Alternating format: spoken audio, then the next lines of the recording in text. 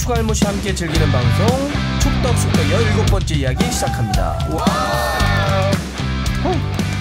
어떻게 다들 주말 잘 보내셨어요? 네, 잘 보냈습니다. 근데 잘 보낸 목소리가 주바페가 좀 몸이 안 좋아 보이는데? 네, 몸이 조금 안 좋습니다. 지금 부상 투혼하고 있어요. 뭐 부상 당했어? 태클 당했어? 상대방 담궜어? 네, 담궜어요. 누가 뒤에서 태클 걸어가지고. 네. 저도 그 금요일날 주바페 TV에 이 라이브를 기다리고 있었는데 안타깝게 또 못한다고 올렸죠. 몸이 안 좋아가지고. 네. 제가 알기로는 예를 들어서 다른 플랫폼이지만 역캠하시는 분들이 가끔씩 그런 게 있대요. 아파요라고 올리면 더 터진다. 이제 터진다는 개념이 이제 그 개념으로 완전히 바뀌었군요. 조회수가 터지는 게 아니라 그렇죠. 터질 거 내려온다 이렇게. 왜냐면 이제 위로풍을 쏴주시는 거죠. 괜찮으신가? 그런 건 아니죠? 네, 실제로. 실제. 네. 밀당 스킬을 많이 익히신 것 같네요.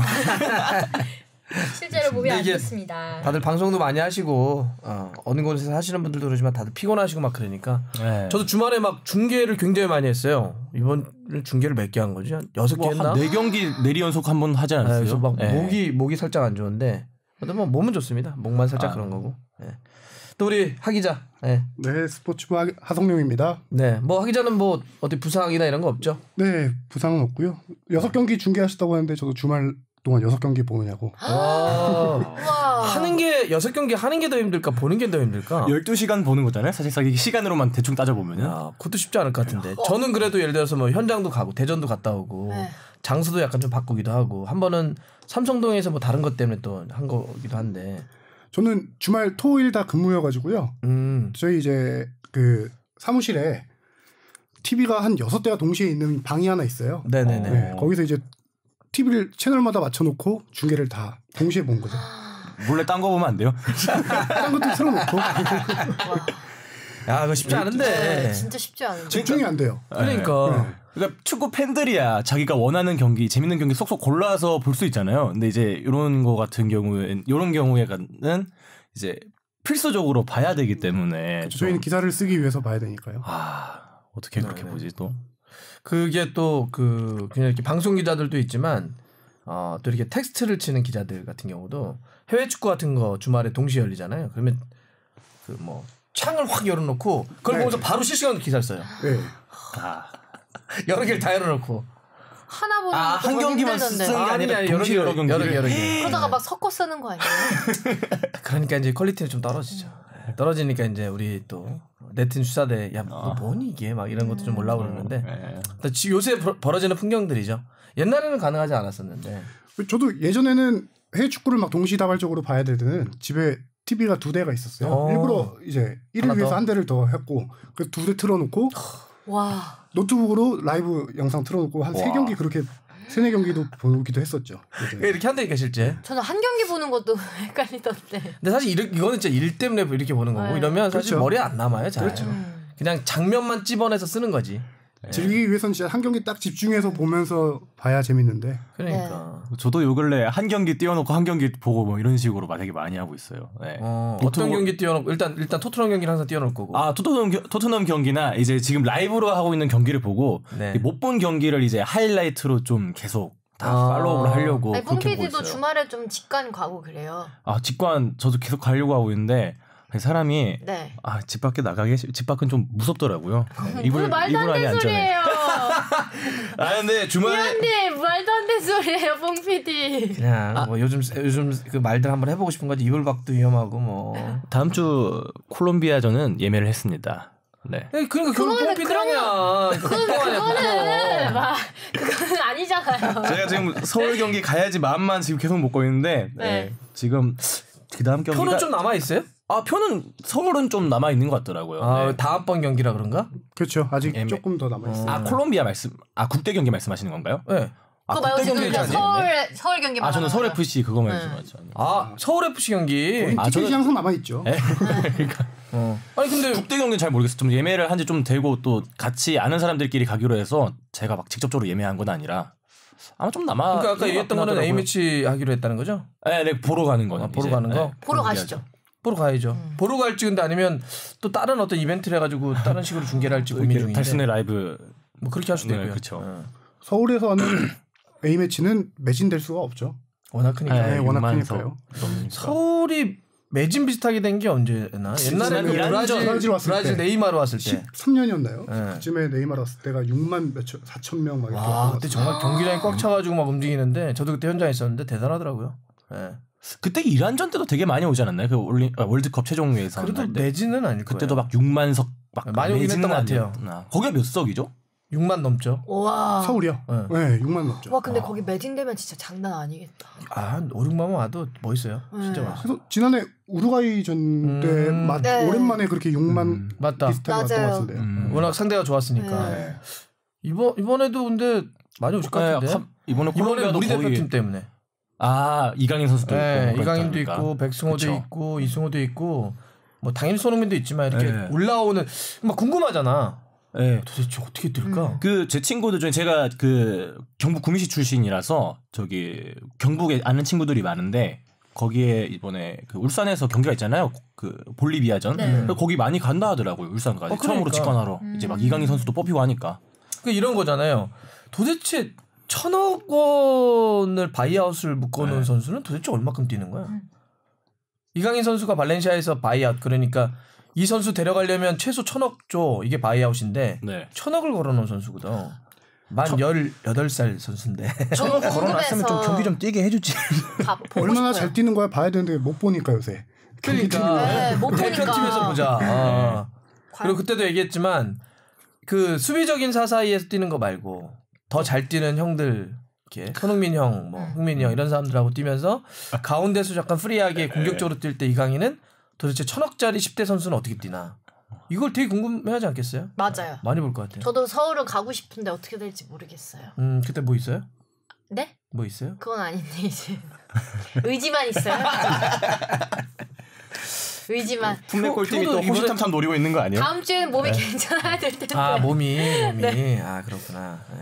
되게 재밌을 것 같아요. 네. 일단 만약 혹시 뭐 A매치 얘기할 수 있는 거 한번 해보고. 네. 자 그러면 일단 또 많은 분들이 메일하고 청취자 사연을 보내주셨는데 이거 한번 또 주합평 한번 해주실래요? 네, 니가 가라 내가 갈까님이 보내주셨는데요. 아이디가 되게 재밌으시네요. 닉네임이. 내가 갈까.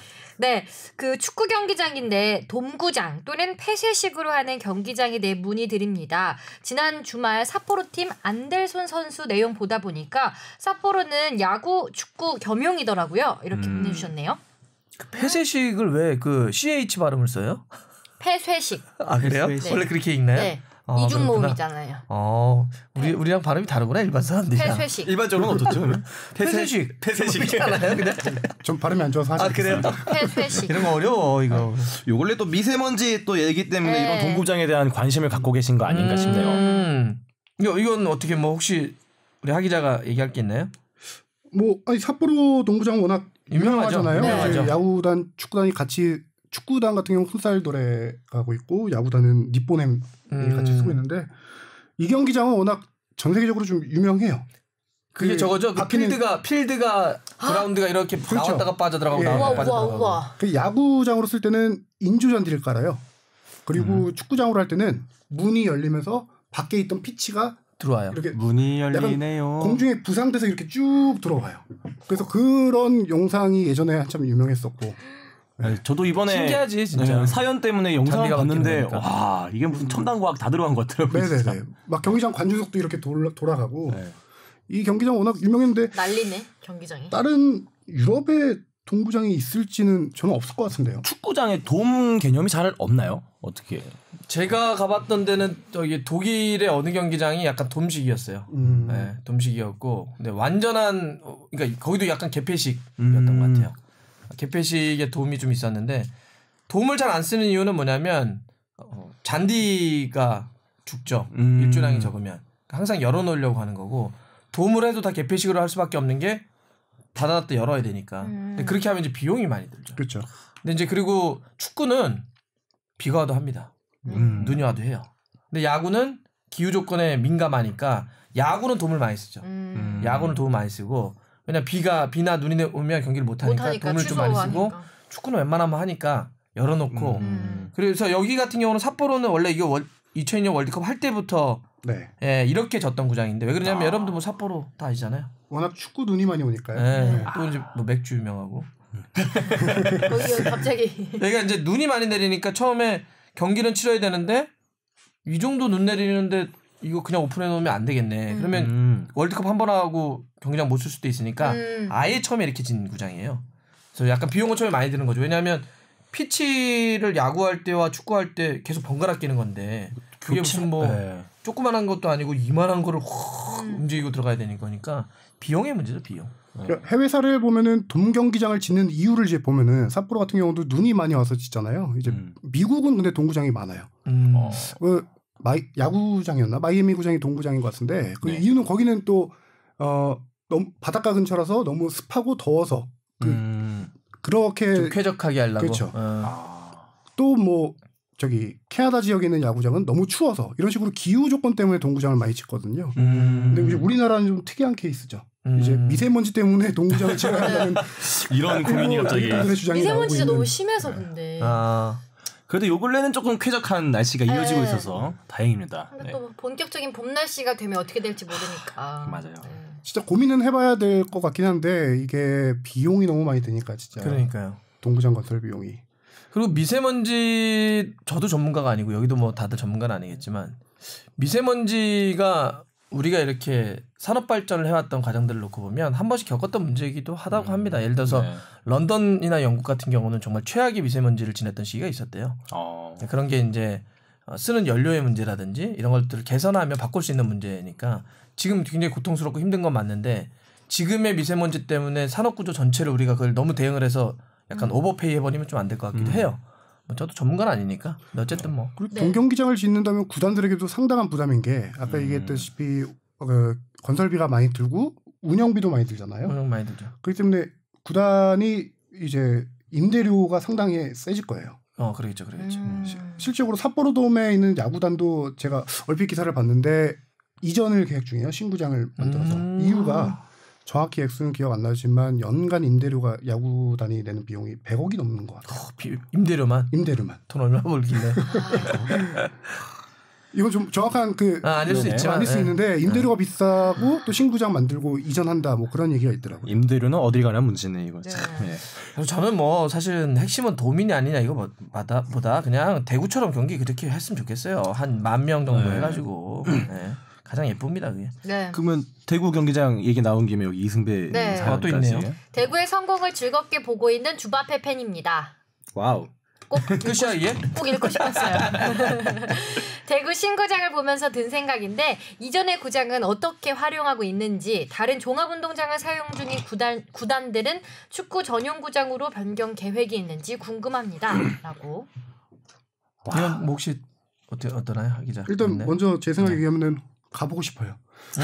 대구 아직 못 가봐서. 저도 아직 못 가봤어요. 다 못 가봤네. 아니 K리그 경기가 이렇게 연속 매진된 경기가 없을 거예요. 기억이 잘 안 남았는데 제가 항상 주장하지 않습니까? K리그 경기장 10,000명 정도로 줄여야 된다고. 사실 만약에 대구가 기존 경기장을 썼다고 한다면 지금 계속 매진 행진인데 지금 12,000명인가요? 지금 12,000명. 12,000명 들어왔다고 해서 그 경기장 제가 봐서는 텅텅 빈 느낌이 있을 거예요. 네, 전에 그쵸. 이전 스타디움은 6만이 넘었던 건 6만 6천 정도 됐었어요. 거의 7만 명 되는 경기장으로 알고 있는데 거기에 만약 10,000명 들어와도 7분의 6이 빈 거잖아요.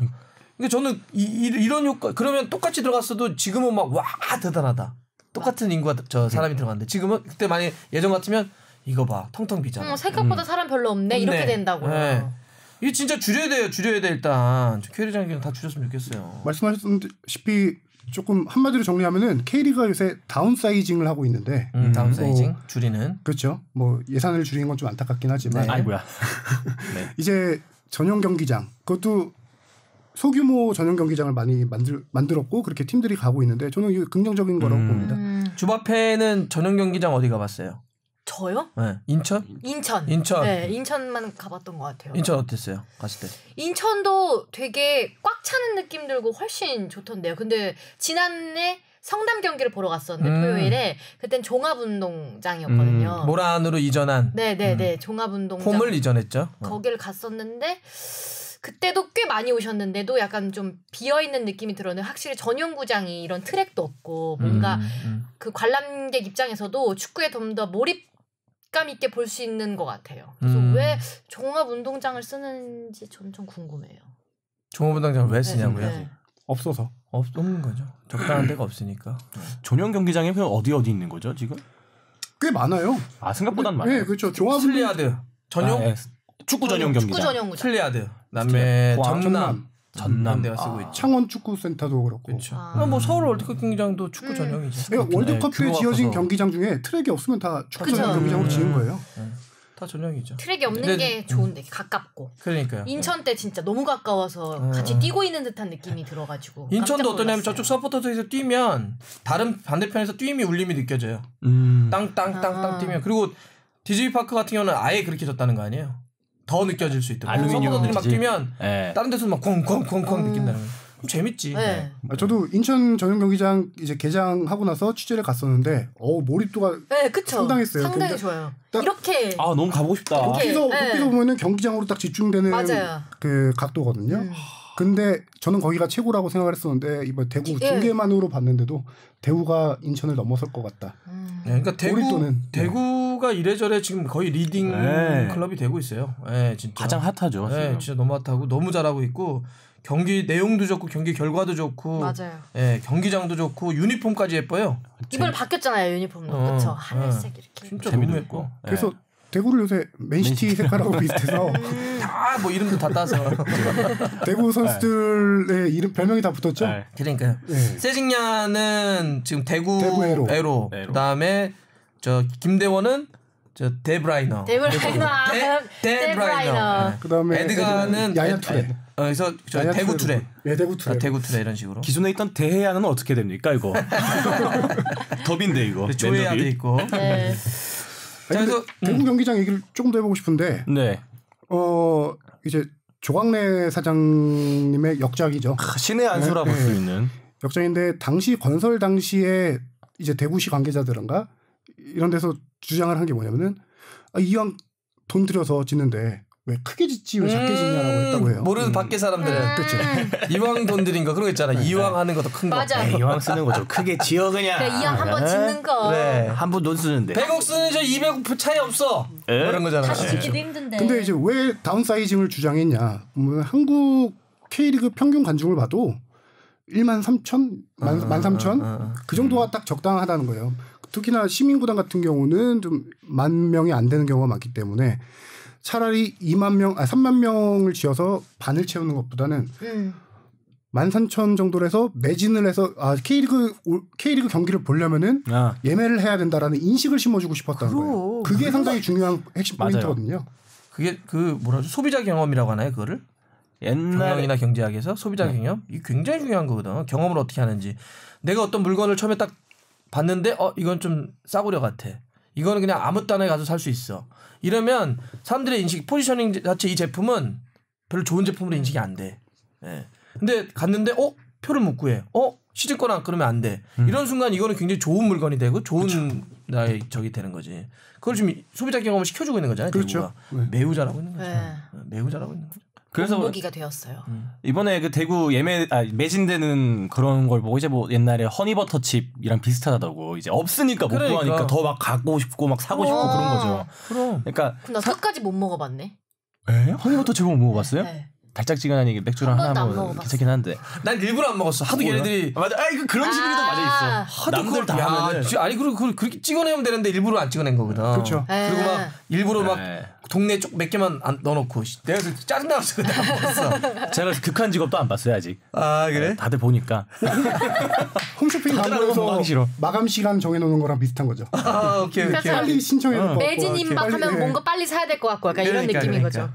그래서 아이디어가 상당히 저는 조광래 사장님의 아이디어가 그러면 이승배님이 이제 마지막에 그런데 왜 그러면 다른 종합운동장을 쓰고 있는 구단들은 축구 전용 구장으로 변경을 하지 않거나 계획이 있습니까?라고 물어보는데 이건 아무래도 경제적인 이유겠죠. 돈이죠, 돈이고 왜냐하면 또 그리고 또 하나는 뭐냐면 주체 문제가 있어요, 주체. 그러니까 만약에 구단이 이거를 할 수 있다고 한다면 구단이 어떤 식으로든지 자기네들이 뭐 위에 스폰서에게 돈을 빌리건 자기네들이 돈을 모아보건 대출을 받건 해서라도 10,000명 정도 경기장을 어떻게 한번 해보려고 노력을 할 거예요. 왜냐하면 축구팀들에게 경기장은 항상 말씀드리지만 가게예요. 가게. 자기네들이 영업을 해야 되는 가게란 말이에요. 근데 가게가 남의 거야. 거기다 인테리어도 제대로 못해. 왜냐하면 주인이나 터락 맞지 않으면 인테리어도 못하게 해. 그렇죠. 이런 가게야. 아주 제한이 많은 임대한 가게란 말이에요. 그것도 매일매일 또 열 수도 없대. 경기 있을 때만 열래. 일주일에 한두 번 열어 문을. 이런 손님들이 일주일에 한두 번 여는 인테리어도 별로 마음에 안 드는 경기장을 계속 갈 리가 있나. 그래서 우리가 한번 해볼게요 그랬더니 손대지 말래. 왜요? 법규가 안 된대. 이게 지금 구단들이 자기네 돈을 들여도 자기네가 소유하는 경기장을 질 수가 없어요. 우리나라 법이. 그게 좀 문제가 있는 거예요. 거기다가 경기가 열리지 않는 날을 살펴보면 365일 중에 한 300일은 비영업일이잖아요. 그러니까. 그 기간 어떻게 운영하냐 그런 문제들이 있는데 그래도 알아보니까 지금 한 2구단 정도에서는 전용 구장 설립 움직임이 있습니다. 그래서 광주예요. 광주가 내년도 광주도 좀 줄여야지. 너무 그렇죠. 커. 광주가 이제 창단 10주년 맞아서 전용 구장 건립을 해서 올해 완공하고 내년부터는 그 구장에서 뛸 계획을 갖고 있고요. 지금 그래서 약간 뭐 몇 가지 약간 그래서 뭐 조감도 같은 거 나오고 그래가지고 그렇죠. 약간 그거에 대해서도 좋다 나쁘다 뭐 이런 얘기도 좀 있고 한 10,000명석 만석 정도 규모. 네. 딱 좋아요. 줄여. 근데 제 생각에는 광주 전용 구장도 좋지만 광주 축구단만 입장 보면은 클럽하우스가 생기거든요. 숙소가. 아주 시너지 효과를 낼 것 같아요. 왜냐하면은 광주는 최근에 거의 한 5년 정도를 네네.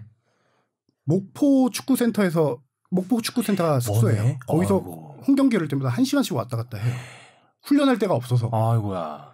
그 경기에 충분히 영향을 끼칠 수 있는 요소거든요. 그런데 이번에 경기장 건설과 동시에 클럽하우스를 만들어요. 그러면은 광주가 그래서 목표를 한 게 지금 2부 리그 1등이잖아요. 네. 승격을 해서 내년에 새로운 구장, 새로운 클럽하우스에서 1부 리그 치러보자라는 목표로 지금 올 시즌 아주 동기부여가 확실하게 되겠네요. 네. 이게 프리미어리그 팀들은 경기장 인원이 되게 많을 것 같아요. 다 혹시 프리미어리그 정도면은 막 규모가 엄청나게 다 클 것 같죠. 네. 다 클 것 같죠. 엄청나게 클 것 같죠.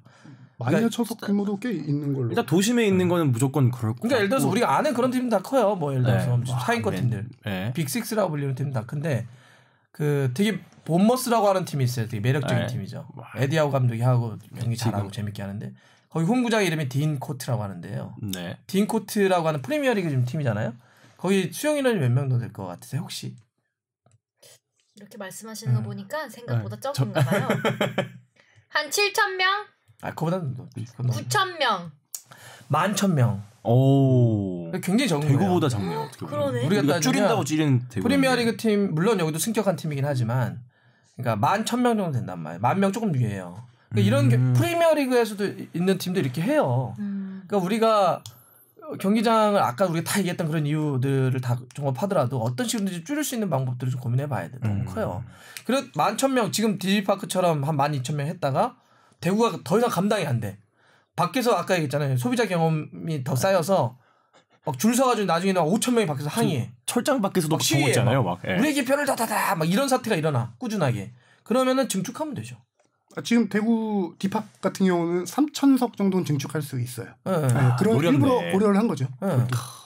진짜 잘했다 장난을. 나머지도 다 그래요. 진짜 잘했다. 마케팅 같은 거. 그럼 잘하잖아. 그리고 거기 예를 들어서 모든 경기 다 그래요. 저 OT도 증축한 거고요. 맨유 홈도 증축한 거예요. 지금처럼 이렇게 크지 않았고. 그다음에 안필드도 증축했잖아요. 다 유럽도 다 증축합니다. 이렇게 커지면 증축하면 되지. 시위가 막 일어나면. 그럴 날이 와야 될 텐데. 그러게 오면 좋겠네요. 저는 대구가 그걸 보여주는 것 같아서 너무 고맙고 너무 박수 쳐주고 싶어요. 네. 자, 세 번째. 모태솔로 몬스터님이 보내주셨는데요. 박펠레님, 꽁푸엉 때문에 박주영 프로 데뷔 이후 간만에 K리그 관심이 생겼는데 꽁푸엉의 현실적인 위치와 전망 좀 예측해 주세요. 라고. 꽁푸엉은 베트남 대표팀 할 때는 일단 기본적으로 선발을 뛴 적도 있지만 후반 교체로 조커로 많이 활용이 됐던 선수고요. 물론 선발로 뛸 때도 있었어요. 베트남 대표팀의 위치는 좀 그랬고 포지션 같은 경우는 2선 쪽 오른쪽 측면 혹은 세컨 위치나 가끔씩 선발로 나올 때는 전방을 본 적도 있어요. 전방 나오게 되면 좀 키가 작고 빠른 선수니까 약간 제로톱의 느낌으로 좀 빠르게 움직이려고 할 때. 그래서 이제 아마 인천도 그렇게 활용할 것 같은데 인천에서는 무고사 선수가 있기 때문에 네. 선발보다는 무고사를 받쳐주는 약간 조커 이렇게 활용될 공산이 높을 것 같아요. 그래도 지난번 3라운드 보니까 그 출전 시간이 좀 늘어났더라고요. 한 20분 정도는 좀 뛰었나요? 네, 좀 20분 넘게 뛰었죠. 워낙 이 베트남 국민들의 관심을 너무 많이 받고 있는 선수라 그때 무슨 불법이라고 해야 될까요? 그게 비인가적으로 중계하고 있는 해적 방송이라고 하죠. 네, 거기도 무슨 26,000명 들어와서 봤다 그러고 심지어는 연습 경기도 이게 중계를 본다고 하던데. 네, 실제로 베트남 사람들이 해적 방송이 있어서 프로축구 연맹이 이거를 그 뭐라죠? 양지로 끌어내자라고 해서 라이브 스트리밍을 공식 홈페이지에서 했어요. 인천 경기를 무료로. 그래서 얼마나 봤어요?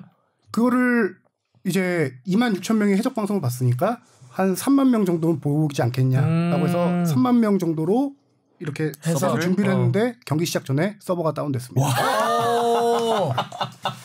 대박. 나 저기 무슨 저기 인천만 뭘 해볼까? 나 개인적으로 이 순간 간단한 베트남어 하면 되고. 꽁프로 한번 초대해 보시죠.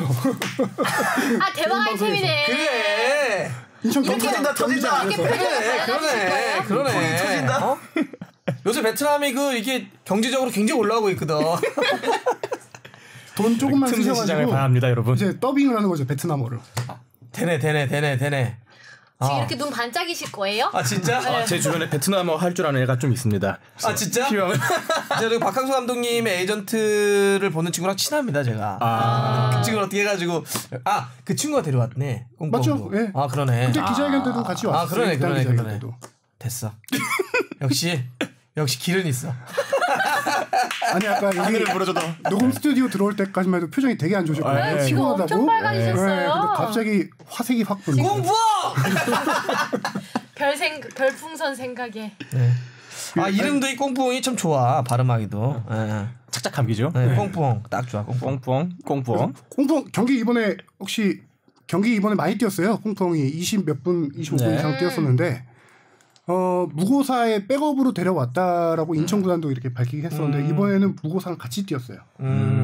맞아요. 그 1대0으로 지고 있으니까 골을 넣어야겠다 싶어서 꽁푸엉을 이제 2선으로 넣어서 같이 뛰었는데 2선으로 넣으면 같이 뛸 수 있죠. 예, 그렇죠. 그래서 이제 이 선수의 역할이 이 경기를 보면서 좀 커지지 않을까라는 생각이 든 게 이 선수 속도감이 괜찮더라고요. 후방에서 찔러주는 패스를 받아서 그거를 논스톱으로 바로 찔러주는 패스가 인상적이었거든요. 그거를 이제 허용준 선수가 돌파해서 슈팅한 게 좀 막히긴 했지만 보면서 속도감도 괜찮고 활용 능력이 충분히 있겠다라는 생각이 들더라고요.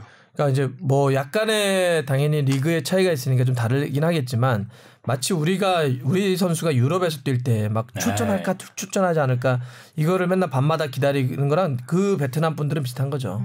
사실 그 베트남 분들에게 K리그는 아시아에서 거의 탑리그이기 때문에 우리 선수가 탑리그에 뛰어? 이 느낌이니까 또 박항서 감독이 또 들어오면서 대한민국 축구에 대한 또 이게 있고 그렇죠. 아마 그분들의 입장을 놓고 보면 우리가 막 그런 거 있잖아요. 막 출전 안 시키면 막 저 감독 욕하고 막 그런 거 있잖아요. 교체 치는 거. 요새 인천구단 SNS는 베트남어가 댓글이 더 많다고 하더라고요. 와 진짜. 그러니까 베트남어 서비스를 해야 되겠다. 네. 거기 진짜 준비해야겠다. 꽁푸엉을 바라보는 베트남 국민들의 시선을 조금 생각해 보면은 우리가 예전에 박시웅 선수가 맨유 갔을 때 이제 맨유 팀이라든가 프리미어 리그에 갖는 관심 이렇게 좀 연결이 되는 것 같거든요. K리그가 이거 좀 활용을 좀 했으면 좋겠어요.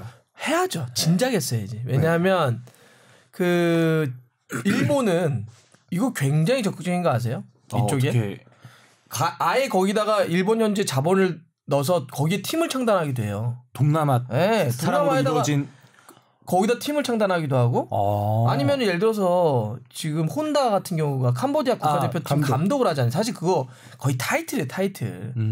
지금 현역 선수잖아. 혼다가 호주에서 뛰고 있다고요. 뛰는데 이름만 감독을 걸어놨어. 왜 했겠어요?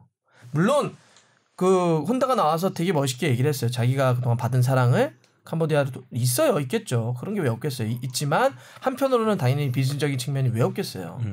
일본의 수많은 이미 그런 축구와 관련된 자본들이 그쪽으로 들어가 있다고요. 혹은 인적 교류를 하고 있어요. 시장을 넓히는 거에 대한 거는 당연히 고민하고 있는 거죠. 우리는 이제 조금 우리도 그동안 좀 해오긴 했지만 이제 어쩌면 약간 본물 터지기 좀 하려고 하는 거죠. 맞아. 또 왜냐면 옛날에 또 실력이 안 된다 이런 게 있었거든. 지금은 뭐 많이 올라왔잖아요. 그렇죠. 여전히 우리가 잘하긴 하지만 많이 올라왔거든. 뭐 연맹 입장에서는 베트남 국민들 관심이 이렇게 커지면은 K리그를 이제 중계권을 베트남이라든가 동남아시아에 파는 방안도 생각해 볼 수 있고. 제가 듣기로는 그래서 K리그의 중계권에 대한 그쪽에 니즈가 굉장히 많다고 들었어요. 예전에 시도를 했었어요. 몇 년 전에. 그러다가 이게 잘 안 됐는데 그 당시에 이제 쯔영 선수 있을 때 시도를 했던 걸로 알고 있는데 잘 안 됐거든요. 근데 이렇게 인기가 많아지면은 충분히 또 가능하지 않을까. 그러기 위해서 저는 동남아시아 쿼터를 혹시 생각해보면 어떨까라는 생각도 해요. 아시아만 말고 이렇게 하지 말고 동남아시아 좀 좁혀서. 네.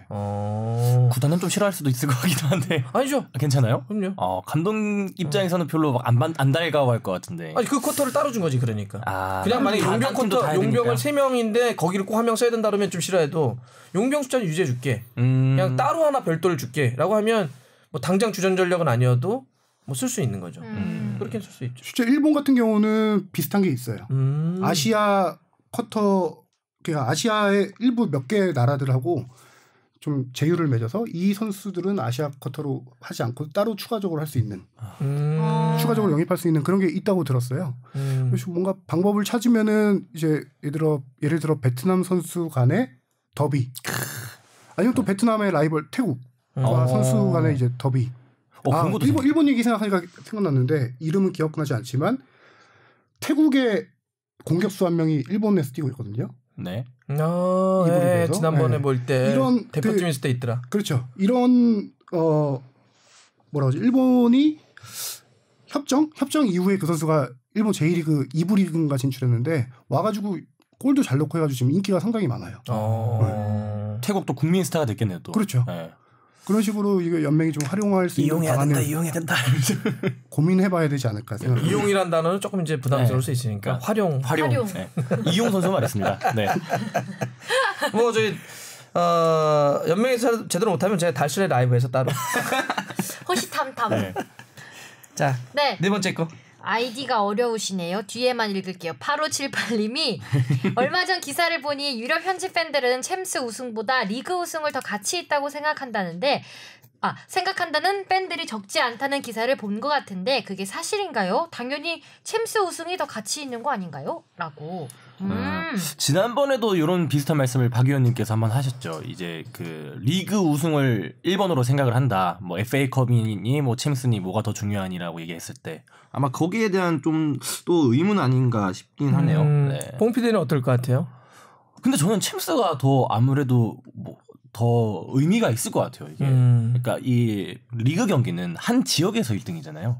근데 한 지역, 나라, 한 지역. 근데 챔스 같은 경우는 좀 더 이게 범위가 넓어지는 거니까 어떻게 보면 세력 확장하는 거 아닐까? 옛날에 일진들 짱 노릇할 때 내가 이 학교에서 짱하는 것보다 다른 학교 좀 가서 좀 부숴주고 해야 또 기세등등하는 거 아니겠습니까? 오케이. 하기자는 어떨 것 같아요? 저도 챔스가 더 챔스에 우선을 두지 않을까. 뭐 명예도 있고 수익도 돈도 챔스가 훨씬 더 많이 있고. 지난 시즌 레알 마드리드가 챔스 우승 우승에는 우승 상금 포함해서 뭐 중계권이라든가 다 포함돼서 1,100억 정도 번 것 같은데요. 우승만으로. 와. 우리나라 같은 경우도 이제 아시아 챔피언스 리그를 좀 더 중요하게 생각하는 구단들이 있는데 뭐 명예도 있지만은 그런 이제 글로벌 스폰서 때문에 아시아 챔피언스 리그 성적을 중요하게 생각하는 구단들이 있거든요. 그런 식으로 이 모든 게 다 이제 돈과 관련된 거기 때문에 이게 무슨 뭐 정량적이거나 이런 수치가 있는 게 아니니까 뭐 혹은 조사를 해가지고 자 우리는 리그 우승을 더 높게 봅니다 몇 %, 챔스 우승 얼마 이렇게 뭐 나눌 수는 없겠죠. 그래서 바라보거나 가중치를 주고 싶은 사람들마다 좀 다를 수는 있는데, 근데 저거는 분명할 거예요. 밖에서 바라보는 거와 그쪽 현지에서 바라보는 건 느낌은 좀 다른 거죠. 우리는 일단 기본적인 객관화 세팅을 해놓은 다음에 보면 그 나라에서의 경쟁은 그 나라의 경쟁이니 우리에게는 사실은 좀 다른 이제 약간 국지적인 문제인 거고 밖에서 우리 아시아나 우리가 바라보면 그러니까 우리가 입장에서는 그냥 유럽 전체가 잘하는 팀들 나가지고 짱 먹는 게임 하면 훨씬 더 재밌지. 네. 그렇게 바라보는 건데 그들은 이미 제가 했지만 배경이 도시국가를 중심으로 해서 유럽이 성장해 왔기 때문에 도시가 국가거든. 그 자기네 마을이 국가여서 주말마다 펼쳐지는 그 리그 경쟁들이 항상 그런 우리가 얘기하는 그 아이덴티티 국가적인 아이덴티티가 포함되어 있는 엄청난 전쟁인 거고 그거를 100년 정도 싸워왔어. 그러니까 이게 훨씬 더 전통이 있고 권위 있다고 보는 거죠. 물론 그렇다고 해서 그럼 챔스는 중요하지 이건 아니고. 그러니까 다 챔스도 당연히 그러면 더 영역을 활장시켜가지고 다 먹는 거니까 패권을 다 먹는 거니까 좋긴 하지만 그들에게는 아주 몸에 배어 있는 거죠. 우리 옆 동네 맨유와 리버풀이 썬더랜드와 뉴캐슬이 100년 동안 청교도 문제부터 시작해서 막 붙어왔어. 이 팀을 이기고 이 팀을 이겨서 내가 높은 순위 가고 우승하는 게 훨씬 더 큰 거죠 그들에게. 오랫동안 지켜왔던 역사적인 전쟁에서. 그리고 이제 챔스는 약간 이벤트보다는 좀 세긴 하죠 요즘은. 이벤트도 세긴 하지만 그들에게는 그런 일상의 전쟁은 좀 아닌 거죠. 또 챔스는 어쨌든 몇몇에 해당하는 전쟁이잖아요. 그렇죠. 챔스는 다 나갈 수 있는 게 아니니까. 그 나라의 잘하는 팀 적게는 뭐 한두 팀, 많게는 4팀 정도니까 나머지 팀들의 또 싸움은 또 아니니까. 근데 우리가 보기에는 훨씬 낫지 그게. 상위권 팀들 나가지고 싸우는 멋있어 보이고 막. 근데 그들 안에서는 훨씬 더 높게 보는 거죠. 리그를 좀 권위 있게. 그렇군요. 근데 뭐 나는 좀 다르다 이럴 수도 있어요. 이게 무슨 다른 무슨 수치가 있는 게 아니니까. 네. 유럽 빅클럽들은 좀 생각이 다를 수 있는 게 그 UEFA에서 계속 반대를 하고 있지만 뭐 맨유, 바르샤, 레알 이런 데들은 슈퍼리그를 계속 만들고 싶어하잖아요. 각 리그의 상위권 팀들 지네들끼리 이제 리그를 하나 만들자. 아예 또 새로요? 슈퍼리그를 창설하려고 하는. 챔스 말고. 그럼 어떻게 소화를? 그러니까 인터리그 같은. 리그 안에 또 뭐가 생기는 거예요? 그러니까 별도의 리그를 하겠다는 얘기도 있어요. 그러니까 이런 거죠. 어차피 유럽은 저 기차를 타거나 비행기를 타면 거의 다 왔다 갔다 가능하니까 야 상위권 팀들끼리 우리끼리 별도 하자.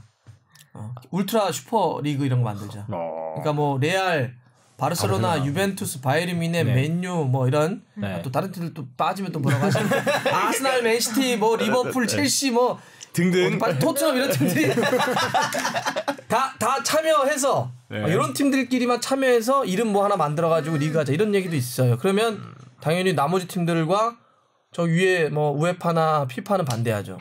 근데 우리만이 할 수 있는 걸 지금 니네들이 하겠다는 거야 이렇게 뭐. 또 스폰서가 그쪽으로 붙게 되면 이제 타격이 있을 테니. 근데 그 흐름은 사실은 예전에도 있었어요.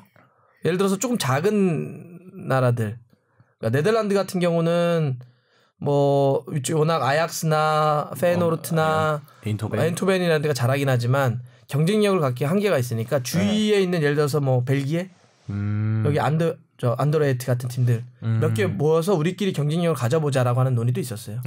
그다음에 프리미어리그 내에서도 스코틀랜드에 있는 셀틱 같은 팀은 불러 모으자. 이런 얘기도 있었어요. 국지적으로는 이런 얘기들이 많이 있었어요. 시장 논리들이 있어서. 네. 한참 기성용 선수가 뛸 때였던 것 같은데요. 셀틱과 레인저스를 저쪽 편입시키자 뭐 그런 얘기 많이 나왔던 것 같은데. 자, 그렇습니다. 와 이게 뭐 저기 메일 소개하는데도 시간이 한참 걸렸어요 오늘. 네.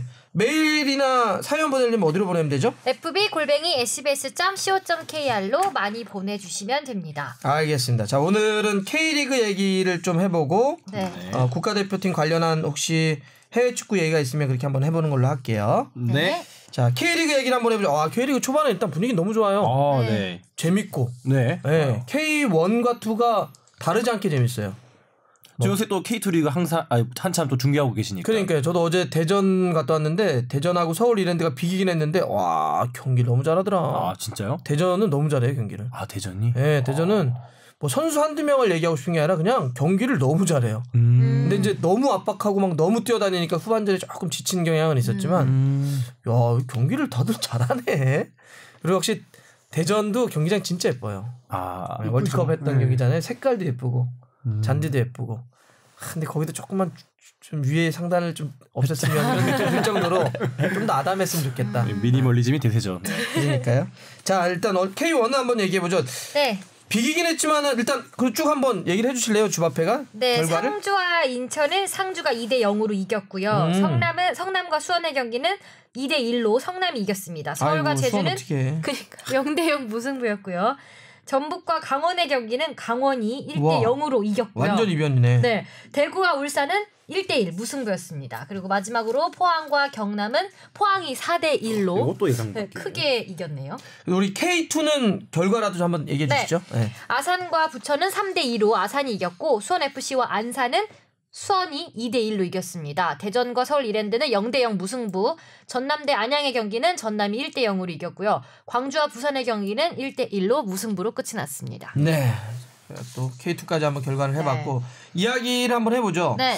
어디부터 얘기해볼까? 일단 전북 강원이 좀 이변이다 이런 분들이 많아요. 네. 우승 이게 후보 어떻게 된 전북이. 일입니까? 일단 팩트만 놓고 보면 거의 9년 만에 강원이 이겼죠. 14경기 만이요? 9년 정확히 기억 안 나는데 9년? 오래간만에 14경기 만에 14경기 만에 한 7년쯤 되겠네요. 어쨌든 예. 아니 왜 이렇게 갑자기 무너진 거예요? 전북이 말렸어요. 말렸다. 어떤 거죠? 여러 가지 이유가 있겠지만 일단 가장 큰 원인은 역시 불이람 태국 원정을 다녀온 아침을 갔다 와서 그 여파가 상당히 컸죠. 아니 얘기를 들어보니까 뭐 비행기라든지 뭐 이런 거 굉장히 문제가 많았다고. 비행기도 돌아오는 비행기인데 이제 예정된 비행기가 갑자기 없어지는 사태가 없어져요? 어떻게 그게 돼요? 새로운 비행기를 어디로 가요? 사람이 예약하고 노쇼하는 건 맞지만 비행기가 노쇼하는 건 또 오래간만에 봤네. 네, 아니, 저도 뭐 기사를 통해서 본 내용인데 없어져서 부랴부랴 다른 비행기를 구해서 타려고 공항 갔더니 그 없어진 비행기가 다시 생겼다. 진짜 그런 이거 얘기도 있고. 이거 약간 그거 아니에요? 버스 넘어 안 하고 택시 타려고 했는데 뒤에 버스 오는.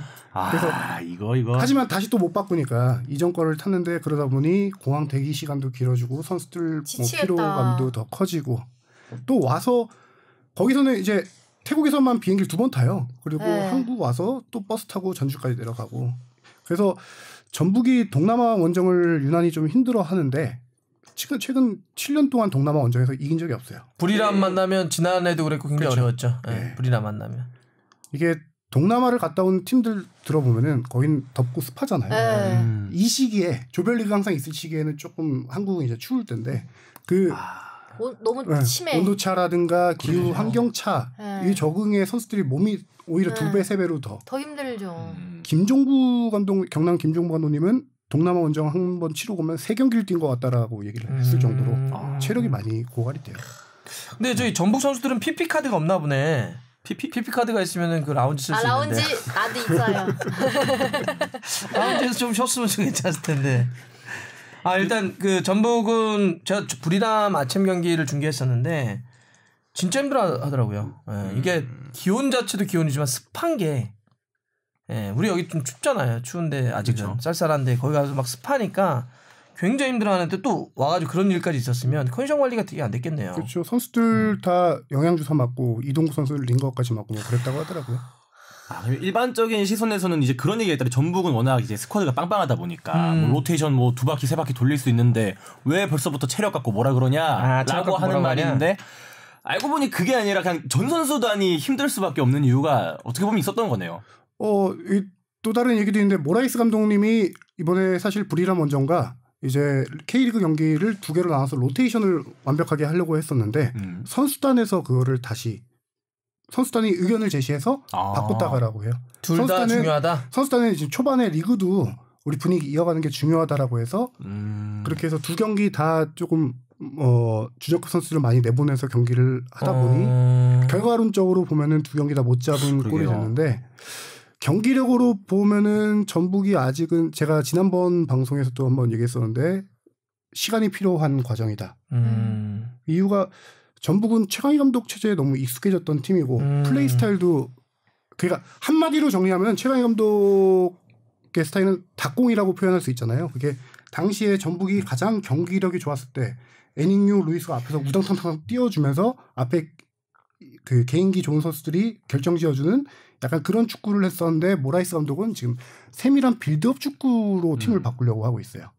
근데 전북 선수 구성이라든가 팀 특징을 봐서는 아직은 빌드업으로 만들어가는 과정, 완성형 축구는 시간도 필요하고 지금 현재로서는 설익었다. 그런 평가가 많거든요. 그러다 보니까 강원 같은 경우는 뒤로 약간 이번 경기에서 뒤로 빼면서 템포 조절을 많이 했어요.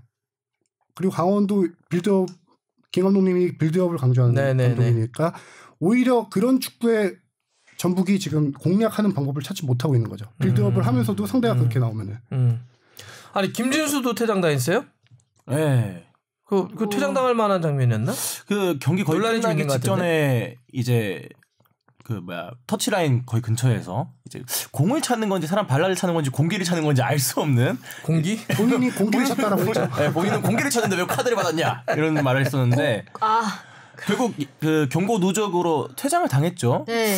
제가 봤을 때는 근데 사실 막 그렇게 옐로 카드까지 받을 장면이었나 바로 옆에서 부심이 봐서 물론 뭐 본인의 또 판단이 있었겠지만 개인적으로는 좀 의아한 좀 판단이었습니다. 이게 저도 그 장면 봐서는 굳이 만약에 심판의 시선으로 그걸 많이 보자면 네. 그 심판은 아마 상대를 차려고 하는 행위로 해석했나? 이 정도로는 생각이 드는데 그게 아니면 사실 퇴장감은 퇴장당할 일이 아닌데 경고 누적인 거잖아요. 네, 누적으로 퇴장이 된 거죠. 맛 좀 봐라 하면서 담글라고 했나는 제가 봐도 공을 걷어내려는 과정 중에서 발생한 일 좀 같은데 실수를 한 것 같은데 네. 조금 느린 화면으로 봐도 직접적인 접촉은 없었던 것 같아요. 근데 뭐 네. 개인적인 생각이 그런데 만약에 이게 나중에 추후에 그 다시 화면을 돌려보고 연맹에서 이게 부정한이란 말이 잘못된 판정이다. 네. 부정은 다른 표현이야. 그렇죠. 잘못된 판정이다. 약간 위험한. 뭘 질문 다시 왜 반문하시는 건지라고 생각하고 있었는데 순간 단어가 생각이 안 나요. 잘못된 판정이다라고 판단이 되면 연맹에서 뭐 레드 카드를 취소할 수도 있는 경우가 있으니까. 징계를 안 줄 수 있죠. 징계를 추후 몇 경기 뭐 이런 그런 걸 안 줄 수 있죠. 레드 카드에 따른 징계를 취소할 수 있죠. 원래 이제 퇴장당했기 때문에 뭐 한 경기를 못 뛰게 한다 뭐 이런 게 있는데 이제 그거는 이제 삭감해 주는 거죠. 그럴 수도 있죠. 근데 아직 뭐 지켜봐야 될 것 같고. 자, 이게 전북이 좀 어려워. 강원은 강원은 일단 경기를 잘한 거죠. 전체적으로는. 강원도 굉장히 템포 빠르게 경기 잘했어요. 근데 결정적인 골 장면이 이제 전북 실수에서 나왔거든요. 수비 최부경 선수가 패스를 한 거를 한국영 선수가 잽싸게 가로채서 돌파하고 그래서 뒤로 찔러주고 그 실수 아니었으면은 뭐 당연히 0대0으로 끝났을 경기인데 당연히 이겼지만 경기에서도 경기력도 강원이 괜찮은 경기였다. 역시 찔러주고 올려주고 골. 뭐야? 진짜 이론이에요. 주바페님의 축구학의 개론입니다. 축구학 개론이에요. 갑자기 찔러주고 위로 올려주고 골. 오케이. 축구 어록을 요새 만들고 계시더라고요. 네, 맞아요. 그리고 팟캐스트니까 나오는 표현들이 많구나. 잽싸게 이런 거. 잽싸게. 자, 일단 그게 좀 이변이라면 이변이었고. 근데 이번 원래 K리그가 그 결과 예측하기 되게 어려운 건 아시죠? 네. 그리고 이제 뭐 3월인데요. 그러니까요. 또 역시 그렇게 놓고 보면 와 이게 이렇게 나왔어? 라고 하는 게 포항하고 경남. 그쵸. 네. 포항이 뭐 유효 슈팅도 없다 뭐 그러다가 갑자기 4골씩이나 뽑아내는. 홍 PD는 이 경기 어떻게 봤어요? 혹시 뭐 따로 봐봤어요? 조금? 뭐 일단 포항이 워낙 요새 좀 저조하는 흐름이었는데 거기서 4골을 뽑았던 것도 신기했고 오히려 반대로 생각하면 경남이 지금 뭐 우승권 경쟁팀에 있었던 팀이라고 처음에 생각을 했고 시즌 할 때는 울산, 경남, 전북. 이렇게 전북 일단 1강이지만 도전할 거다 이렇게. 지금 뭐 1강도 흐릿해 보이는 것 같고 뭐 경남은 지금 아침에서도 계속 무승부만 이어가고 있고 생각보다 막 저희가 뭐 조던머치 뭐 영입을 했다, 뭐 룩을 영입했다, 곽태희 선수를 영입했다 이러면서 기대감을 한껏 부풀겠는데 막상 뚜껑을 열어보니까 어떻게 보면 좀 김이 식을 수 있는 그런 경기를 아니었나. 왜 이렇게 생각보다 고전하는지 잘 모르겠어요. 그 혹시 주바페는 경남 경기를 혹시 봤었어요? 이번 시즌 초반에 뭐 보면서 느낌 같은 게 있었어요? 초반에는 이제 저도 뭐 품맥골에서도 얘기했지만 말컹 선수가 빠졌어도 빈자리를 잘 채운 것 같다. 외국인 선수 영입을 잘한 것 같다라고 생각을 했는데 최근에는 조금 수비적으로 문제가 있는 게 아닌가라는 생각도 있고 좀 어려운 것 같아요. 주바페가 축구를 잘 봐요. 잘 봅니다. 지금 사실 경남의 문제가 가장 큰 게 좀 수비라고 보는데 하기자도 좀 그렇게 좀 박지수 선수의 공백. 박지수 센터백도 좀 그렇고. 박지수 선수 중국으로 떠났지요? 그러니까요. 베이징 같고 그리고 그 최용준 광주.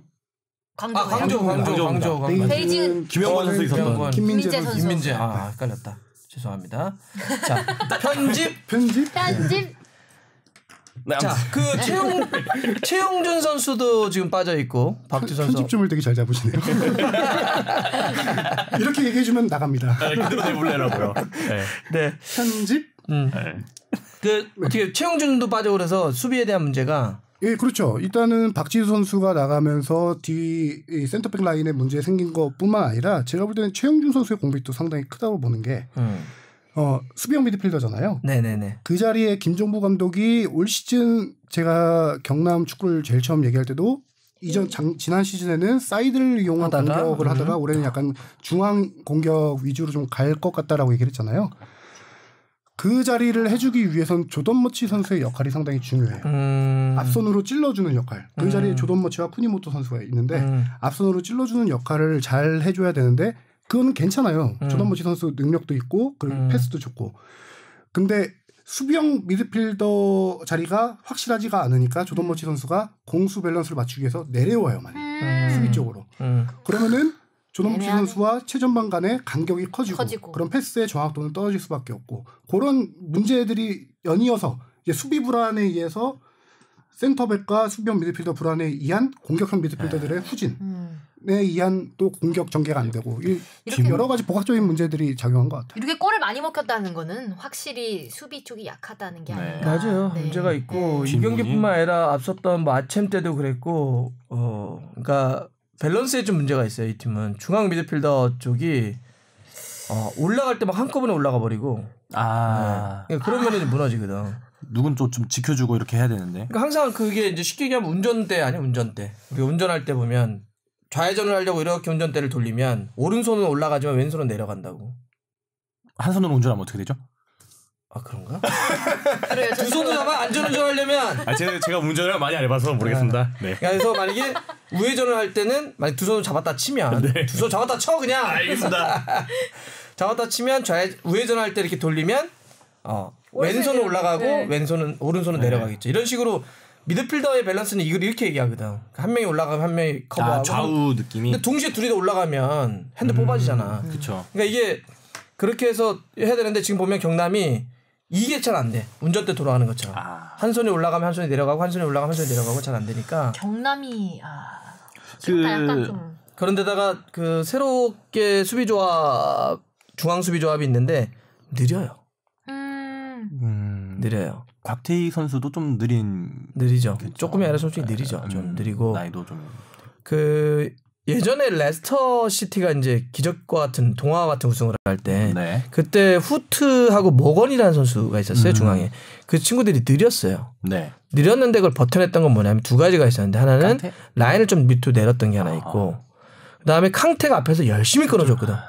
그 康태가 누구냐? 바로 최용준. 그렇죠. 열심히 끊어줬다고. 핵심이 거기였었구나. 근데 열심히 끊어주는데 지금은 미들이 다 동시에 올라가거나 밸런스가 안 좋으니까 느린 선수 두 명이서 그걸 커버한다?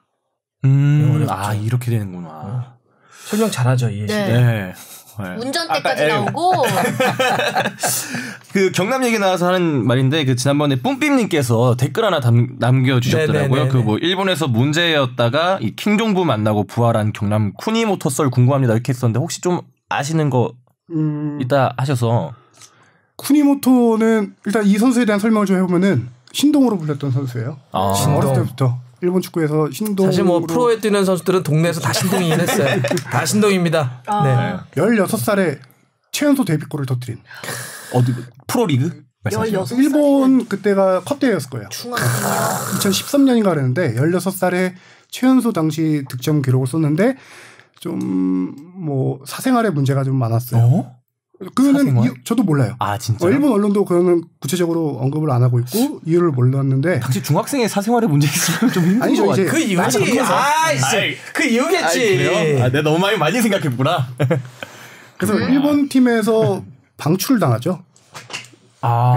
일본 팀에서 방출을 당해서 그게 여름 좀 되기 전에 방출을 당하는데 오갈 데가 없는 상황에서 경남에 이제 테스트를 받으러 왔어요. 그래서 테스트를 보통 뭐 한 며칠 정도 하잖아요. 근데 이 선수는 몇 개월을 했어요. 경남에서. 그렇게나 오래? 경남이 시즌 보내고 있는 도중에 경남에서 한 2-3개월 정도 테스트를 받아서 김종부 감독님이 오케이 해서 이 선수들을 이제 영입했는데 이 선수가 경남 와서 확실히 달라졌다고 해요. 그게 이제 제가 볼 때 한 3가지 정도 왜 이 선수가 요새 부활을 하고 있냐. 3가지나 있어요. 부활 이유가 잠깐 제가 들어보자. 그냥 혼자 알았어, 지금 알았어. 순간적으로 생각해 본 건데 네. 첫 번째는 역시 킹종부 감독님. 킹정부. 이 쿠니모토 선수 인터뷰를 해보면은 예전에 일본에 있을 때는 일본은 워낙 좀 아기자기한 전술 축구 이런 걸 많이 그렇죠. 하잖아요. 아무래도. 짧게. 이 천재를 그 전술 안에 가두려고 했던 거예요. 일본에서. 아, 틀 안에. 틀 안에. 그릇이 작아서. 그거를 힘들어했어요. 근데 어. 김종부 감독님은 이 선수에게 자유를 줬어요. 야. 천재에게 자유를 주면은 날잖아요. 그 약간 포그바 얘기 나 중인 것 지금 그 같다. 선수 생각하고 있어요. 포그바 잇몸 만개하고. 네 마음대로 해라. 네 마음대로 해라. 아. 단 앞에서 마음대로 하다가 공 빼앗겼을 경우 바로 압박. 수비만 거기서만 해줘라. 그렇게 이 선수를 오케이, 자유롭게 오케이. 풀어주다 보니 이 선수 이제 신동 어렸을 때 잠깐 잊었던 그 능력들이 요새 나오고 있는 거고 이 선수가 몸 관리를 경남와서 이제 제대로 하기 시작했어요. 몸 관리. 예. K리그는 좀 이런 관리를 잘 해주잖아요. 그래서 훈련량도 훨씬 일본에 있을 때보다 많이 하다 보니까 선수가 얘기하기로도 순간 스피드가 많이 늘었다고 해요. 한국에 와서. 뭐 그 일본 같은 경우는 철저하게 개인이에요, 다. 그렇죠. 철저하게 개인. 그럼요. 그냥 자기 집에 살면서 밥도 알아서 먹고 뭐 이런 게 주인데 우리는 좀 이렇게 집단 생활을 좀 많이 하니까 그런 의미에서 관리도 있겠네요. 그런 게 이제 세 번째 이유 같은데 제가 생각하는 합숙을 해요. 이 선수. 외국인 선수는 보통 다 나가서 출퇴근하거든요. 근데 이 선수는 요즘도 그런지 모르겠는데 첫 시즌에는 합숙을 했었거든요. 근데 또 와이프랑 딸은 일본에 있어요. 아 진짜? 네. 이 어린 나이에. 지금 22살인가 그런데 어린 나이. 딸이 있어요? 네. 그래서 일본에 있는데 숙소 와서 하는 일이 축구 생각하고 와이프 뭐 딸과 영상 통화. 그러니까 일본에 있을 때 약간 사생활 개인 사정이 문제가 많았던 선수가 이제 합숙만 하다 보니까 그런 문제들이 없어지는 거죠. 축구에만 집중할 수 있는. 지금도 합숙하는지 좀 알아봐야겠네요. 그러니까 그런 여러 요건들이 잘 맞아서 이 선수가 지금 경남에서 정말 킥도 좋고 선수. 아 진짜 많이 뛰어. 단단해. 네. 굉장히 단단해. 그래서 별명이 루니잖아요. 단단해. 별명이 어울린다. 아니 이게 딱 그 뛰는 것도 그렇고 막 그 이렇게 그렇네요. 긴장 있는 느낌. 단단해 막 뛰는 것도 그렇고 막 팍팍 뛰고 막 계속 뛰고. 키는 크진 않은데 어깨가 딱 벌어져서 단단해. 딱 봐도 그냥 단단해 사람이. 그래서 루니 플레이 생각하면 딱 비슷해요. 그래서 별명이 이름이 쿠니모토인데 일본에 있을 때 쿠니라고 불렸어요. 루니를 따서 쿠니. 이제 머리만 좀 조심하면 되겠네요. 루니 미안합니다. 네. 그래서 이 선수 건드리는 거 아니야 거기는. 그러니까 욕심이 많았습니다 제가. 그래서 이 선수는 K리그에 대한 애정이 상당해요. 지금 뭐 일본 팀에서 불러줘도 자기는 안 가겠다. 자기는 오히려 간다면은 유럽 진출을 하고 싶다. J리그는 가고 싶지 않다. 그렇죠. 안 좋았던 기억이 돌아오더라도 있으니까. 유럽에서 돌아오더라도 자기는 K리그로 돌아오고 싶다. 잘하더라고. 근데 도쿄올림픽은 노리고 있더라고요. 이런 역설적인. 또 그 자기네 나라에서 하는 올림픽 같은데 명예롭지 그거는. 그쵸. 명예롭고 올림픽은. 나중에 또 기억도 많이 남을 수 있고. 이 선수 김종보 감독님이 딱 한마디로 정리했어요. 관리만 제대로 되면은 아시아 톱 레벨 선수다. 지금 이제 그렇게 아직 어린 선수니까 성장해 가고 있는 것 같아요. 22살이면 진짜 어리다. 어리지. 22살이 맞나요? 97년, 96년 그 정도. 그 정도 나이 그냥. 아니 근데 그 킹정부 감독님은 세 경기 왜 중징계는 중징계. 뭐예요? 이번에 무슨 이제 김종부 감독님께서는 좀 억울하다고 표현을 하는데 이제 그 심판 판정에 좀 아쉬움을 갖고 이제 얘기를 한 게 몰라요. 저도 자세한 팩트는 모르는데 이제 기사로는 그 심판실에 난입을 해서 소란을 피웠다 이런 식으로 했는데 알고 보니까 그건 또 아니라 하더라고요. 이제 감독님 입장에서는 저는 정확하게 잘 모르겠습니다. 팩트를. 감독님이 노크만 했다라고 하더라고요. 노크만 했다. 문이 열리네요. 애매하다. 근데 뭐 이제 경기 끝나고 인천전이었는데요. 네. 판정에 대한 불만으로 경기 끝나고 들어오면서 주심에게 좀 거친 언사를 했다. 그리고 이제 심판실까지 난입했다라는 이제 보도가 있었는데 본인은 난입하지는 않았다. 노크만 했고 그 앞에서 대화를 나눴다. 이렇게 얘기했는데 결과적으로는 뭐 3경기 징계가 나와서 이번에도 벤치 못 앉고 관중석에서 경기를 지켜봤죠. 이번에 또 패한 이유가 또 감독님이 자리에 안 계셔서 뭐 또 그런 게 있지 않았을까라는 생각이 영향이 있을 수 있죠. 네. 근데 생각보다 댓글 여론이 이렇게 김종부 감독님한테 조금 더 호의적인 여론이 많더라고요. 이렇게 아마 심판이 오히려 잘못했는 거 아닌가라는 말이 뭐 있긴 하던데 확실한 뭐 사실을 누구의 시시비비를 가릴 건 아닌 것 같고 우리가 직접 본 행동이 아니니까. 네. 근데 이 경기에서는 경남 포항전에서는 경남이 못했다 수비 불안이 있었다라는 것도 있지만 포항의 전술적인 변화를 좀 봐야 돼요. 어떤 게 핵심이었어요? 원래 포항이 너무 그렇죠. 그 스트라이커를 박스 안에만 가둬놓고 네. 하는 답답한 축구가 있다 맞아요. 이런 얘기를 했었는데. 그 최순호 감독 스타일을 얘기해 보면은 박스 안에 최전방 공격수를 가둬놓고 양쪽 측면 윙어들을 안으로 좁혀가면서 공격을 하는 스타일이었거든요. 근데 앞선 두 경기에서는 윙어들이 활약이 좀 적었어요. 네. 그러다 보니까 이번에 전술 변화 준 게 그 전에 왼쪽 윙을 봤던 완델손 선수를 이번에 윙백으로 내렸어요. 그리고 하승훈 선수를 오른쪽 윙으로 놨는데 그러니까 한마디로 양쪽 측면 위아래를 많이 바꿨어요. 이번 경기에서. 네네네네. 완델손 선수가 위에서 플레이할 때는 그쪽에는 수비들이 많다 보니까 자유롭지 못해서 잘 빨리 경기를 갇혔구나. 풀어나가지 못했던 근데 윙백으로 오다 보니까 뒤에서부터 빌드업을 해나갔거든요. 완델손이. 그래서 완델손이 자유롭게 이제 공도 올려주고 하다 보니까 경기가 잘 풀린 케이스고 완델손뿐만 아니라 양쪽 측면 이광혁 하고 하승우 선수가 이번에 위에서 정말 많이 뛰어주면서 측면이 바뀌니까 포항이 이번에 중앙 공격도 잘 되고 그런 식으로 경기가 잘 풀렸죠. 지난해도 사실 측면이 좋았거든 포항이. 그렇죠. 근데 많이 바뀌어서 그런 거지. 거기다 한 가지 또 희망적인 요소는 라인 브레이커. 김승대 선수가 이번에 또 라인을 깨고 들어가서 멋진 칩슛으로 넣는데 그게 이제 터져야 포항은 잘 되는 경기거든요. 그러니까. 공 진짜 이쁘게 차더라고요. 네. 원래 김승대 선수가 그런 능력이 강하죠. 네. 잘하고. 그래서 항상 그런, 네. 포항은 이제 좀 더 그래서 맨날 외국인 선수 파괴력 이런 얘기를 하는 건데. 하지만 이번에 데이비드 선수가 1골 1도움을 했는데도 그 선수에 대한 물음표는 전 아직도 그러니까 항상 이 포항은 그런 문제들이 좀 있죠. 그 플레이 최순호 감독님의 플레이를 하면은 등지는 플레이를 해줘야 되거든요. 근데 이 선수가 그게 안 되는 것 같더라고요. 또 바꿔야 등지는 되나? 플레이가 뭐예요? 수비수를 등을 치는 거죠. 포스트 플레이를 해서 그러니까 상대 골문을 등지고 있는 플레이. 아. 받아주고 돌고 내주고 리턴 내주고 이렇게 하는 거죠. 그러니까 예를 들어서 아구에로 같은 경우는 그런 플레이어는 아니죠. 아구에로는 상대 골문을 향해서 뛰어들어가는 선수 유형이고 등지는 건 누구라고 해야 될까? 케인도 완전 등지는 스타일은 아닌데 옛날에 뭐 피지컬 있던 선수들 뭐 드록바 이런 선수들 좀 우리나라에서는 조재진 선수가 잘했었죠. 조재진 이런 선수들 좀 체육적인 조건이 있는 선수들 이런 선수들이 많이 하는 플레이죠. 신기하다. 자 또는 대구 울산 대구 울산 이 경기는 뭐 재밌었죠. 아까는 대구 얘기 많이 했었는데 그 에드가 선수가 이제 부상으로 좀 잠시 못 나왔지. 그 경기는 출전하지 못했지만 세징야 선수가 그 자리를 진짜 보란 듯이 메워줬고 또 이 경기도 역시나 매진돼서 큰 흥행도 잘 된 그런 경기 아닌가 싶습니다. 골도 멋있었고요. 김보경 선수. 대구도 좀 필요했을 텐데. 그렇죠. 대구는 근데 이제 홈 경기였죠. 아침이 홈 경기였는데 그 주중에 경기를 치른 피로감을 이길 만한 과학적으로 증명이 안 되는 분위기라는 게 있죠. 축구는 흐름.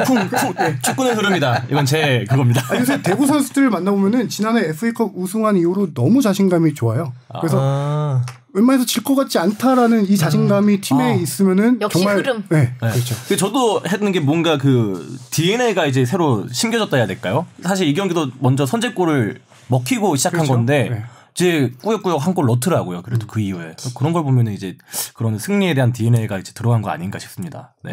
경기 정말 재밌었어요. 와, 승리 DNA까지 그러니까 나왔어. 1대1이지만 흐름상 쓰는 말 다 쓰는 거야 지금. 뭐 흐름 분위기 뭐 승리 DNA 배웠다 오늘.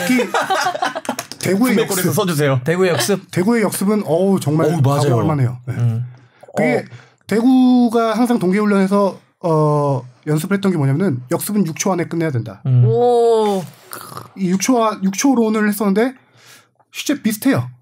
대구 최근에 골들 보면 역습 과정에서 뭐 한 10초 정도 걸리더라고요. 광저우 경기 보니까 광저우에서 2골 역습 과정에서 나온 골들이 제 일일이 그 시간 재봤는데 10초 정도 돼요. 그걸 연습하는 과정에서 그 빠른 역습을 전개하다 보니까 광저우의 그때 이름 뭐였죠? 깐나바로였나 감독?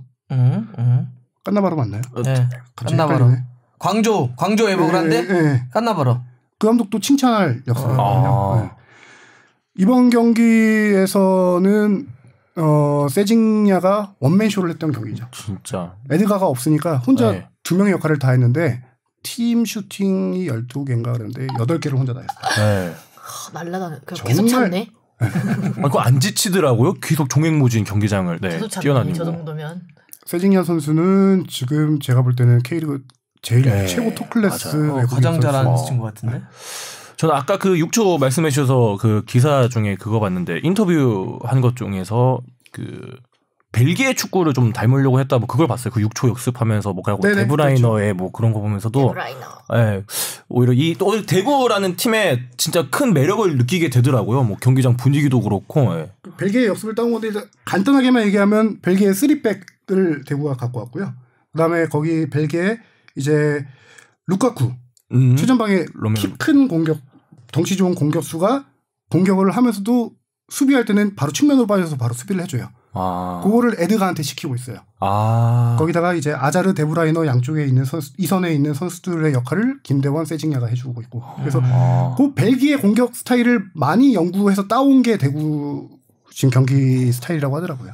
그러면은 이게 맨시티로 얘기하면 안 되겠네. 김대원을 데자르라고 해야 되고. 에드가 루카쿠면은 뭐라 해야 되나? 엔까꿍가? 이 말인 상한데. 네. 근데 이거를 이제 전술용어로는 다이렉트 플레이라고 하는데 저런 플레이를 그러니까 한 6초나 몇 초 이내에 카운터를 마무리 져버린다. 터치를 가장 짧게 하고 그러니까 원터치로 다이렉트 플레이라고 해서 그 이제 하는 건데 그걸 되게 잘하고 있는 거죠. 네. 또 지금 아까 했던 것처럼 이걸 하려면 기본적으로 수비가 굉장히 견고해야 돼요. 그래서 제가 지난번 대구 경기 중계할 때도 그런 말 썼었는데 대구는 앞이 워낙 카운터를 때리고 다이렉트 플레이를 하는 선수들이 화려해서 앞을 자꾸 보지만 뒤를 봐야 돼 뒤를. 뒤가 너무 잘해주는 거거든. 거기 3, 4, 뭐 3 혹은 1, 2 정도인데 여기 3하고 4 요 라인들이 굉장히 헌신적으로 잘하는 거예요. 여기서 버텨주니까 볼을 딱 갔을 때 3명 세진이야 에드가 김대원이 하는 거죠. 요 뒤가 사실은 굉장히 칭찬을 받아야 될 라인이에요. 네. 그 홍정훈 선수 가운데 있는 요새 근데 눈에 많이 띄죠. 네. 염색을 하고 나와서 그 선수가 역할이 상당히 크고 지금 되게 잘해주고 있어요. 맞아요. 울산 여기 근데 경기장도 또 역시 매진이었죠? 네. 매진이요. 진짜 여기 우리 언제 꼭 가봅시다. 여기. 네. 놀러 한번 갑시다. 경기 한번 보러 가요. 그러니까요. 홍정훈 선수 염색 머리 얘기하니까 생각나는데 지금 그 세징야 선수도 염색하고 홍정훈 선수도 염색하고 있잖아요. 혹시 같은 미용실이에요? 그때 그런 그거까지는 모르겠는데 네. 이 선수들이 이게 공약이에요. 공약? FA컵 우승하면은 우리 머리 염색하자라고 했던 공약인데 그걸 한 몇 명 선수들이 했는데 불만한 거야? 지킨 게 홍정훈 선수랑 세징야 선수 이거 약간 당한 느낌인 거 아니야? 우리 염색하기로 했다 다음날 보자 했는데 나만 한 거야 이런 느낌 아니에요? 나만 한 거야. 네. 그 중에 약속했던 선수 중에 한 명이 에드가인데 안 하고 있다고 하더라고요. 염색했더라? 에드가는 뭐 어떻게 해야 되지? 눈썹 염색해야 되는 거 아니에요? 짧긴 한데. 알겠습니다. 울산은 어때요? 저는 울산도 생각보다는 뭔가 물론 지금 무패 행진을 이어가고 있지만 뭐 생각보다는 좀 약한 그러니까 시원하다는 느낌까지는 아니죠. 그 부상자들이 아직 돌아오기까지는 시간이 필요하니까요. 이근호 선수도 그렇고 부상자들의 역할이 해줄 역할이 큰데 이근호 뭐 주민규 황일수 그렇죠. 이런 선수들이죠. 황일수 선수 이번 아직 안 돌아왔죠? 햄트링이니까. 네. 그 선수들이 살아나고 이제 그 앞에서 볼 뿌려주면서 주니오가 살아나야 되는데 주니오가 아직은 예전만 못해. 그러니까 시초반에 파기력은 없다. 중계 보면은 가장 많이 듣는 소리가 주니오 선수한테 볼이 가야 되는데 안 간다는 안 들어가요. 그 얘기를 진짜 많이 들어요. 오케이 알았습니다. 울산은 좀 더 시간이 필요할 것 같다. 그다음 또 성남 수원. 네. 아니 여기 일단 수원 어떻게 합니까? 네. 그러니까요. 유일하게 저 이 경기 보고 왔거든요. 진짜? 네. 좀 얘기 좀 하네. 풋맷골 촬영 때문에 이 경기를 보고 왔는데 어땠어요? 네? 어땠어? 되게 재밌게는 봤어요. 이게 그리고 수원이 먼저 골을 페널티킥을 성공하고 그 다음에 이제 성남이 페널티킥 성공하고 막판에 이제 끝날 때쯤에 이제 미친 원정골. 네, 정말 이제 멋있게 넣어서 이제 성남이 이겼는데 근데 그 게임 전반적으로 계속 수원이 좀 끌려가는 느낌이 있기는 있었던 것 같아요. 성남이 훨씬 더 공격적인 모습과 수비도 훨씬 더 안정적으로 잘하는 느낌이었고 수원은 그리고 약간 분위기 자체가 조금 이제 선수들도 그래요? 좀 자신감이 없는 느낌? 분위기가 중요하다니까요. 분위기가 중요한 것 같아요. 침체돼 있구나. 그날도 뭐 제가 이제 말하면 안 되지만 노빠꾸 축구? 노빠꾸 축구를 하는 듯 했는데 뜻대로 잘 안 풀려서 수원은 어떡하나라는 생각을 하고 있습니다. 네. 뭐 요새 쓰는 표현이니까 노빠꾸 네. 혹은 이제 뭐가 무서워서 물러나 이건데 뭐가 무서워서 물러나 이건데 무서워야 근데 되겠어. 실제로 이제 물론 좋죠. 아니 기본적으로는 가능하다면 라인을 올려놓는 게 제일 좋죠. 제 이론과 비슷해요. 두 번째 철학 나와요. 두 번째. 패스는 무조건 앞으로 해야 되고 이제 절대 선 넘지 말고 앞에서만 무조건 해라. 뒤로 오는 거 아니다. 이거는 이제 저랑 이론이 비슷하신데 백라인이 든든할 때 가능한 건데. 그러니까 제가 얘기를 하고 싶은 건데 원칙적으로야 올릴 수 있으면 올리면 좋지. 왜냐하면 그렇게 해서 올리면 상대도 압박을 더 당하는 거고 우리는 볼을 끌어냈을 때 카운터 속도를 훨씬 더 높일 수 있는 거니 논리와 원칙적으로야 올리면 좋은데 그러면 모든 팀들이 다 올리게? 맞아요. 왜 안 올리겠어? 그거 예를 들면 제일 올려서 싸우는 팀이 프리미어리그 뭐 보면 맨시티 같은 팀인데 맨시티는 미드필더들이 볼을 잘 안 뺏겨.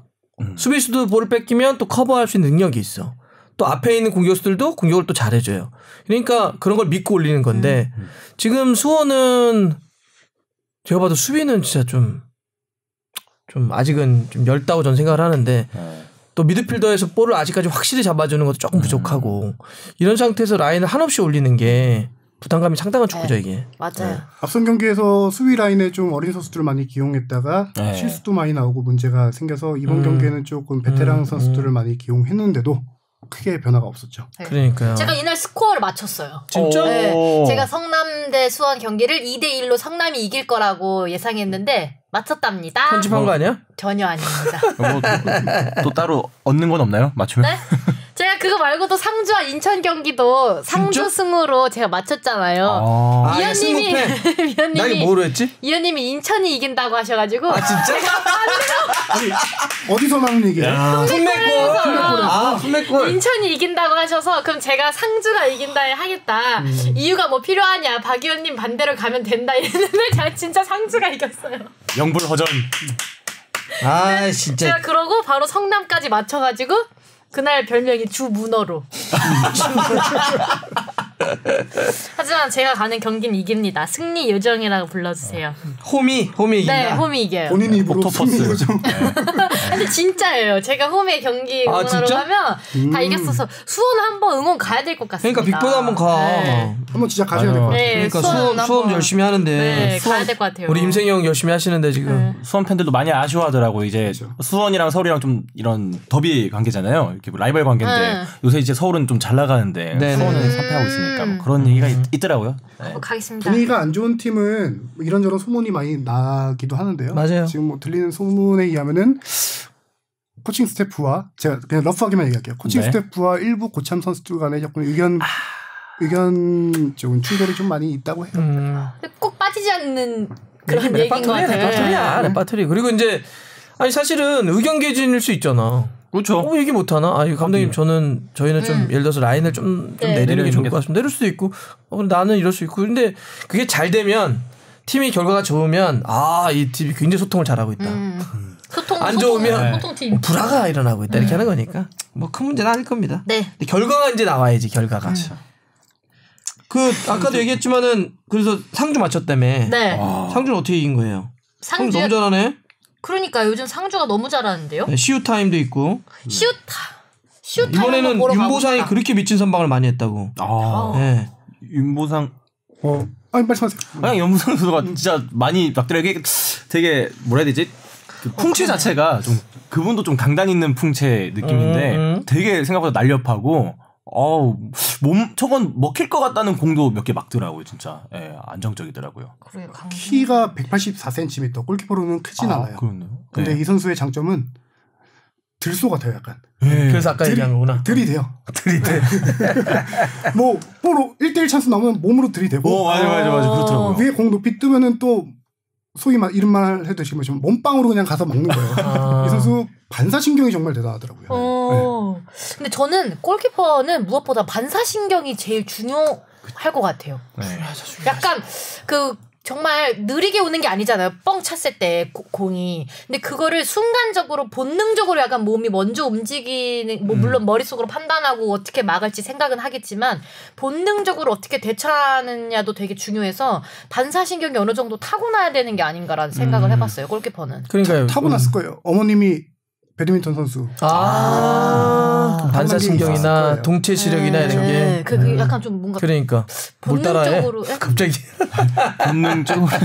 그리고 이 경기뿐만 아니라 윤보상 선수가 앞선 2경기에서도 진짜 슈퍼 세이브를 많이 했어요. 3경기에서 지금 1실점을 했는데 그것도 페널티킥 실점이었거든요. 필드골 내주지 않았고 반사신경 이 선수가 광주에서 뛰던 선수인데 어렸을 때부터 유망했던 선수예요. 이건 뭐 번외 얘기지만 갑자기 생각나는 건데 데뷔전 때 이 선수가 뭐 화제가 됐던 적이 있는데 기억하실 모르겠는데 광주 전남 경기였는데 그때 전남의 후반 추가 시간에 스테보 선수가 페널티킥을 혹시 기억하시는지 모르겠는데 페널티킥을 후반 추가 시간에 스테보가 찼는데 막았어요. 극적으로 막았는데 맞고 나서 한 바퀴를 더 굴러서 화제가 됐던 한 바퀴를 더 굴렸다고? 맞고 나서 옆으로 몸을 한 바퀴를 더 굴려서 이게 세레모니냐 뭐냐 이런 걸로 약간 좀 투머치하게 약간 우습게 네. 갑자기 생각나는데 윤보상 왜 그랬냐면은 이제 이 선수의 말에 의하면은 공을 자기가 쳐내는데 이제 세컨볼 따내는 선수가 또 슈팅할 수 있으니까 항상 몸 날리는 연습을 한다. 맞고 나서 일어나자마자 몸 날리는 연습하는데 그게 몸에 배서 한 바퀴를 굴렀다라고 하더라고요. 뭐 번외 얘기고 이 선수가 제가 무슨 얘기하려다가 이걸로 갔죠? 윤보상 잘한다는 얘기하다 거거든요. 네? 너무 잘합니다. 이 얘기를 하려고 했다. 상주 오면서 멘탈이 마음이 편해진 것 같아요. 상주는 항상 그러나 봐. 옛날 이동국도 그렇고 마음을 비워놓고 가서. 근데 이유가 있더라고요. 보니까 이 선수가 중학교인가 고등학교인가 1년을 이제 더 다니는 선수예요. 근데 당시에 대한축구협회 정책에 의해서 이 선수가 고3 때인가 경기를 못 뛰었던 시절이 있어요. 정책 때문에 못 뛰었다는 건 뭘까? 아니, 이게 뭐라고 하죠? 1년 유급한 선수를 못 뛰게 하던 시절이 있었어요. 진짜. 그래서 경기를 못 뛰던 시절에 훈련 와서 해줄 수 있게 도와준 코치님이 곽상득 골키퍼 코치님이에요. 중학교 때 은사인데 지금 이제 상주 와서 사제로 다시 만난 거죠. 편하구나. 네. 그런 게 어느 정도 영향을 좀 있지 않을까라는 생각도 해요. 유급한 선수를 왜 못 뛰게 했을까? 그러게 쉽게 말하면 뭐 1년 그런 거죠. 그런 건데. 근데 이럴 수는 있어요. 왜냐하면 옛날 얘기야. 옛날 얘기. 네. 옛날이라고 해야지.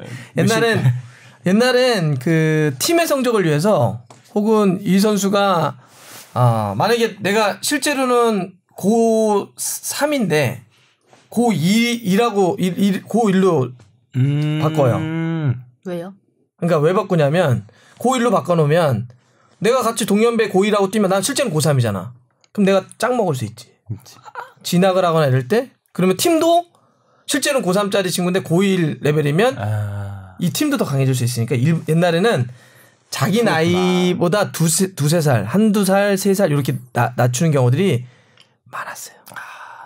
그래서 괜히 선수들이 늙어 보이는 게 아니었구나. 몇몇 선수 좀 의심되는 선수 있거든요. 예를 들어서 최용수 감독도 그 나이 아니에요. 프로필 나이 아니야. 아니 자기 축구인들 중에서 프로필 나이보다 나이 차이 많은 사람 많습니다. 진짜요? 요새는 안 그래요? 그래서 옛날 요새는 못하지 그렇게. 옛날에 그렇게 의심되는 게 있었긴 했거든요. 이게 노안 때문인지. 옛날에 썰에 따르면 각종 많은 보도에 따르면 뭐 국가에서도 그렇게 했다. 우리나라 국제대회 성적을 위해서. 뭐 U20, U23 이런. 제가 정확하게 어떤 대회인지는 얘기 안 하겠습니다. 아니, 지금까지 있는데 제가 어떤 대회라고 얘기 안 하겠습니다. 우리 국민들의 소중한 기억을 위해서. 자, 그랬다는 게 있죠. 그래서 아마 요즘 만약에 그렇게 유급을 했는데 혹은 꾸렸을 때 만약에 그게 했었다면 혹시 그건가? 아니 이 선수는 제가 정확히는 모르겠지만 그 운동을 조금 시작하면서 학교 전학 과정에서 생겼던 문제, 그런 걸로 알고 있고. 저도 왜 그렇게 했는지 모르겠네요. 근데 옛날에 그런 일이 있었어요. 자, 어쨌든 상주는 정말 대단하고요. 인천은 상주. 조금 아까 꽁뻥 얘기는 했으니까 꽁뻥이. 상주는 매 시즌 레퍼토리 같아요. 시즌 초반에 좋다가. 그러니까 상주가 이제 이런 이유가 있는 거잖아요. 선수가 안 바뀌었으니까 지난 시즌 조직력이 그대로 나오니까 신초반에 좋다가 조금 이제 또 한번 중간에 꺾여버리는. 요거를 좀 기복을 줄여야 되겠죠. 아주 개인적인 의견 하나만 얘기해보면 네네네네. 상주의 주축 선수들이 항상 매 시즌 초반에 상병이에요. 마음이 이제 편해지면서 그런 게 나오지 않을까. 제대다. 제대다. 서울 제주 0대0. 요거는 뭐 혹시 이렇게 결과 말고 좀 추가적으로 해주실 말이 하 기자 있어요? 이 경기는 페시치 선수가 확실히 가장 많이 뛰었던 경기. 후반에 교체 투입됐는데요. 네. 저는 예전에는 짧게 뛰었을 때는 경기를 제대로 못 봤었는데 이번 경기는 제대로 봤는데 확실히 앞에서 몸으로 비벼주고 지켜주는 플레이를 괜찮은 선수다라는 걸 느꼈고요. 조금 더 만들어지면 위협적이겠다. 그렇죠. 지금 뭐 근육 부상 여파 때문에 지금 많은 경기를 뛰지 않고 있는데, 네네. 뭐 A 매치 휴식기 이후에는 충분히 뭐 선발로도 뛸 수 있는 카드가 되지 않을까. 네네. 충분히 능력 있는 걸 이번에 확인한 경기였고요. 네네. 역시나 알리바이프 선수는 정말 많이 뛰어요. 이 선수 체력이 크지 않은 몸에 어떤 체력이 어디서 그렇게 나오는지. 경기 끝날 때까지도 진짜 많이 뛰더라고요. 아니 보면 우즈베키스탄 출신들이 되게 경기의 집중력이나 그런 활동량이나 이런 게 되게 좋은 것 같아요. 저 어제 대전 K2 산자르라고 있잖아요. 지난 시즌엔 다른 이름 등록명 있다 바뀐 선수인데 어떻게 저렇게 뛰지 싶을 정도로 말도 안 되게 뛰어요.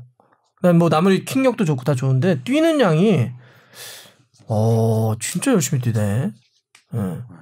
아주 매우 인상적이었어요. 그래서 좀 알리바이프 얘기하니까 생각이 나네요. K리그 K1은 이 정도로 얘기하면 될까요? 네. 자, 해외는 우리가 K리그 많이 했으니까요. 짧게 맥만 짚어보는 걸로 할게요. 일단 이승우 선수 잘했는데 퇴장당했다며요. 우리 팬들이가 좀 얘기해줘봐요. 뒤에서 태클 걸지 않았어요? 네, 백태클이라는 뭐 얘기가 있었는데 일단 이승우 선수가 이날 도움을 기록했고 그다음에 최고 평점을 받았죠. 근데 그 이면에는 보면 레드 카드를 다이렉트로 받아서 퇴장을 받았는데 제가 보기에는 퇴장까지는 아닌 것 같은데 물론 백태클이라고 하지만 그게 제가 보기엔 뭐 심한 태클도 아니었고 뭐 되게 막 골이 먹힐 수 있는 그런 위급한 상황도 아니었는데 바로 다이렉트 퇴장까지는 좀 심하다는 생각이 좀 개인적으로 있었습니다. 우리 혹시 주바페도 그 장면은 봤어요 혹시? 네, 장면은 봤는데 뭐 선수가 앞에서 골 몰고 가는 걸 이제 이승우 선수가 뒤에서 와서 이렇게 그 공을 이제 뺏으려고 했던 것 같은데 저는 근데 뒤에서 하는 거는 아무래도 좀 상대적으로 위험할 수 있으니까 상대 선수 모르고 있잖아요. 뒤에서 태클을 거는지 그런 장면 때문에 퇴장을 시키지 않았나라는 생각을 했어요. 우리 혹시 하기 전에 아니 저는 뭐 그 장면에 대해서 특별히 할 얘기보다는 갑자기 옛날 하석주 감독님이 생각나요. 첫 도움을 기록하고 기분이 좋아서 백태클을 하고 퇴장당한. 문득 그 장면이 생각났다는 정도.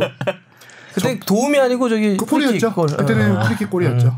자, 이게 이승우 선수 저도 그 장면 봤는데, 그러니까 그 약간의 그 규정에 대해서 오해하실 수 있을 것 같아서 모든 백태클이 다 파울은 아니에요. 백태클을 할 수는 있는데.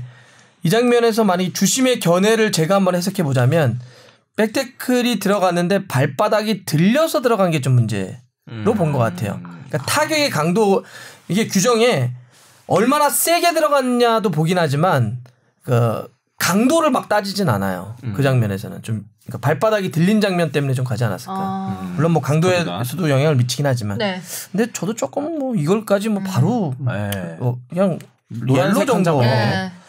생각이 드는데 어떤 뭐 주심은 그러지 않았을까라고 추측을 해보는 거고. 자, 이승우 선수 이렇게. 근데 뭐 어쨌든 이승우 선수가 플레이는 좋아서 벨카도 많이 받고 박수도 받고 그랬으니까 이번에 대표팀 오면 좋을 것 같고요. 맞아, 이승우 선수가 그 레드 카드 받고 나가는데도 약간 흐뭇한 건 아닌데 이 정도 이 경기 내가 이 정도 했으면 됐어라는 표정으로 나가더라고요. 아니, 승우는 원래 표정이 항상 그래요. 귀여워요. 자, 레알 마드리드 지단 감독이 오면서 약간 저기 이제 막 움직임이 술렁술렁 하는 것 같은데 혹시 이거는 뭐 뽕PD 해외 축구 많이 본다고 하니까 어떨 것 같아요? 일단 지단 감독의 좀 마음이 좀 궁금하긴 하고요. 그러니까 떠난 팀에 다시 박수 칠 때 떠났잖아요. 떠난 팀을 다시 돌아오는 것도 조금 신기하고 또 그 이후에 지단 감독이 돌아왔으니까 또 다른 선수들도 좀 영입이 많이 될 거라고 생각을 해요. 그런 면모에서 레알에 어떤 선수들이 들어갈까도 좀 관심이 많이 갑니다. 혹시 하기 전에 이거에 관련해서 혹시 뭐 그 지단에 복귀한 거 레알에 복귀한 거요? 지단 감독이 이제 레알 레전드 출신이잖아요. 워낙 그쵸. 구단 문화를 잘 알고 선수들을 오래 지도했기 때문에 잘 알기 때문에 문제점을 확실히 진단을 했겠죠. 그래서 감독 복귀가 결정되자마자 제일 먼저 전화한 게 라모스에게 전화를 했죠. 아는 거지. 어느 동아줄을 땡겨야 선수단이 움직이는지 아는 거거든. 모스야. 이쪽 땡기면 선수단이 움직인다는 걸 알아. 팀 분위기가 워낙 안 좋고 불화설도 많이 나오니까 이제 주장에게 전화를 해서 다이렉트로 알지? 가네. 딱 해보자. 요거부터 전초 작업을 시작했고 이번에 복귀전을 승리로 장식했는데 가장 큰 특징은 이전 감독 체제에서 외면받던 선수들을 네. 전격 중용했다는 거죠. 그쵸. 그게 뭐 분위기 쇄신도 있고. 그렇죠. 뭐 베일이야 당연히 그렇고 이스코 뭐 아센시오 정 이 선수들을 기용했는데 이 선수들이 또 역할을 잘 해줬어요. 네. 특히 못하는 선수들이 아니거든. 그렇죠. 특히 베일 같은 경우는 저도 쓸 줄 몰랐거든요. 베일 같은 경우는 워낙 있을 때 구단에 있을 때 사이가 안 좋았었잖아요. 네. 베일이 공개적으로 불만을 표하기도 하고 했던 사이인데 베일 선수가 나가면서 골 넣고 맞아요. 한 골 넣었죠. 네, 이번에 그렇게 새로 중용한 선수들이 골 넣어주면서 했거든요. 그러면서 경기 끝나고 한 말이 또 임팩트가 있어요. 자기는 25명의 선수를 모두 활용할 생각이다. 팀 안의 경쟁 의식을 확실히 불어넣어주는 게 뭔가 이 밀당 기질이 확실히 지단 감독이 괜찮다 그런 생각이 들었거든요. 제가 항상 얘기하지만 감독은 프로팀의 감독은 4-4-2, 4-3-3 그리는 사람 아니에요. 그 이상이 무언가를 하는 사람이고 사람을 움직이는 사람이에요. 그래서 누굴 땡길 줄도 아는 거고 밀당을 할 줄도 아는 거고. 무리뉴 감독 원래 후보 들어왔다가 선수들이 반대했다는 얘기가 있잖아요. 보도에 따르면. 그러니까 지단은 사람의 마음을 살 줄 아는 거지. 그렇죠. 그런 게 있고 또 재미난 건 돌아온 건 레알 마드리드로 지단이 돌아왔는데 다른 팀들이 들썩이고 있어요. 빼갈까 봐. 지금 레알이 어쨌든 선수 보강이 필요한 상태이기 때문에 누구 데려갈 거다라고 하는 리스트들이 쫙 두고 있어요. 그리고 지금 레알은 뭐 4천억 이상을 준비시켜가지고 선수들 다 그래서 돌아온 건 레알로 들어왔는데 다른 팀들이 막 야 우리 팀 선수 빼가는 거 아니야? 막 이렇게 지금 난리가 나고 있죠. 손흥민 재미난 보도가 하나 있어서 제가 조사를 해봤는데 더선이 며칠 전에 보도한 거예요. 지단 감독 웬만하면 그 신문 인용 안 해야 되는데. 어쨌든 재미삼아 하는 거니까 더선이 이제 지단 감독이 원하는 새로운 갈락티코라고 해서 베스트 11 그런 게 있었어요? 후보를 영입한 선수 하고 싶어하는 선수로 베스트 11을 짜본 건데 위쪽에 음바페, 아자르, 네이마르. 그거만 해도 그냥 끝나네. 누가 와도 1등할 수 있는. 음바페? 가운데 에릭센, 포그바, 캉테. 너무 욕심쟁이 아닙니까 이거? 나도 아는 선수들이네. 그다음 백라인에 뭐 레길로는 원래 있던 선수고 라모스, 바란타, 카르발. 거기는 이제 그대로 원래 유지하고. 골키퍼가 옛날부터 계속 관심을 보였던 데야. 그냥 뭐 저기 지골스타 만들겠다는 얘기네. 그렇죠. 메시하고 호날두만 없네. 나머지 다 그런 거 같네. 손흥민도 없네. 이 선수 모두 데려오려면 한 1조 원 정도? 그러니까 엄청난 돈이 필요할 것 같은데. 재밌는 기사에서 한번 소개해보고 싶어가지고. 그래서 다른 팀들이 들썩이더라 이런 얘기하고요. 챔피언스리그 8강 대진 나왔는데 이거는 우리 주바페가 제가 딱 얘기하면 어디가 이길 것 같다. 승패만 얘기하면 끝내는 걸로 하겠습니다. 느낌으로만 할게요. 알겠습니다. 이거 어차피 저희 얘기해봤자 다 느낌이에요. 네. 자 이렇게 할게요. 자 아약스와 유벤투스 누가 올라간다? 유벤투스. 좋습니다. 오케이. 토트넘과 맨시티. 맨시티. 안돼. 안돼. 리버풀과 포르투. FC 포르투. 오 진짜? 이거는 야 바르셀로나와 메뉴. 야. 자 과연 여기가 성지가 되느냐 성지가 안 되느냐는 저 진짜 막혔어요. 모르지 뭐. 진짜 마지막에 소름 끼치겠다. 나는 진지하게 하는데 못 맞히는 거고 누구는 막혀도 맞힐 수 있어. 이거 하시죠. 네. 저요. 네. 주바페가 그 먼저 했었어야 돼요. 반대로 아니야. 했어야 되는데. 나 할게. 그럼 주바페가 웃겨줘요. 아약스 대 유벤투스. 유벤. 토트넘 대 맨시티. 리버풀 대 FC 포르투. 리버풀. FC 바르셀로나 대 메뉴. 바르샤. 저랑 이제 여기가 갈린 거네요. 두 개. 네, 여기 두 개 갈렸어요. 이게 뭐 가장 일반적인 시선에서 지금 말씀해 주셨는데 저는 약간 다른 시선으로.